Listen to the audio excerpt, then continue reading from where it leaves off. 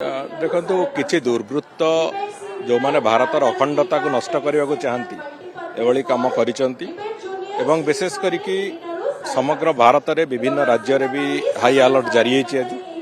ଏବଂ ଏଠି ବି ସମାନ ଭାବରେ ଓଡ଼ିଶା ପ୍ରଦେଶ ଗତକାଲିଠାରୁ ଏ ଘଟଣା ଘଟିଲା 6ଟା ବେଳକୁ ତା ପରଠୁ ସମ୍ପୂର୍ଣ୍ଣ ରୂପେ ପୋଲିସ ବିଭାଗ ତରଫରୁ ତାର ସମୀକ୍ଷା କରିବା ଏବଂ ସେ ବାବଦରେ ଯାହା ପଦକ୍ଷେପ ନେବା କଥା ସେ କଥାକୁ ସମ୍ପୂର୍ଣ୍ଣ ରୂପେ କରାଯାଇଛି ଏବଂ ଦ୍ୱିତୀୟ କଥା ହେଉଛି ଏଥିରେ ଆଉ ଗୋଟିଏ ଗୁରୁତ୍ୱପୂର୍ଣ୍ଣ କଥା ହେଉଛି ଯେ ଶ୍ରୀମନ୍ଦିର ଆମ ସମସ୍ତଙ୍କର ଆଦରର କେନ୍ଦ୍ର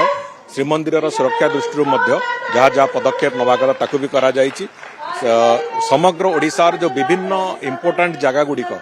ସମସ୍ତ ଇମ୍ପୋର୍ଟାଣ୍ଟ ଜାଗାଗୁଡ଼ିକ ସୁରକ୍ଷିତ ରଖିବା ପାଇଁ ତାର ଏକ୍ସରସାଇଜ ଆରମ୍ଭ ହୋଇଯାଇଛି ତେଣୁକରି ଆମେ ଭାବୁଛୁ ଯେ ଆମେ ସମ୍ପୂର୍ଣ୍ଣ ରୂପେ ସୁରକ୍ଷିତ ଅଛେ ତଥାପି ଆମର କୌଣସି ଜାଗାରେ ଅନ୍ତତଃ ଅବହେଳା ନ ହେଉ ଏବଂ ସମସ୍ତେ ସୁରକ୍ଷିତ ରୁହନ୍ତୁ ସେଥିପାଇଁ ଯାହା ଦରକାର ସରକାରଙ୍କ ତରଫରୁ ତାର ସମସ୍ତ ଯୋଜନା କରାଯାଇଛି ସମସ୍ତ ଜାଗାଗୁଡ଼ିକ ରେଲୱେ ଷ୍ଟେସନ ବିମାନ ବନ୍ଦରଠୁ ଆରମ୍ଭ କରିକି ଯେତିକି ପ୍ରମିନେଣ୍ଟ ଜାଗା ଅଛି ଯେତକ ଇମ୍ପୋର୍ଟାଣ୍ଟ ମନୁମେଣ୍ଟସ୍ ଅଛି ସବୁ ଜାଗାଗୁଡ଼ିକ ସୁରକ୍ଷିତ ରଖିବା ପାଇଁ ଯାହା ଯଥାସମ୍ଭବ ଚେଷ୍ଟା ସବୁ ଯାକ କରାହେଇଛି ଏବଂ ହଁ ସମ୍ପୂର୍ଣ୍ଣ ରୂପେ ତାର ଯେଉଁ ସିକ୍ୟୁରିଟି ଆରେଞ୍ଜମେଣ୍ଟର ଯାହା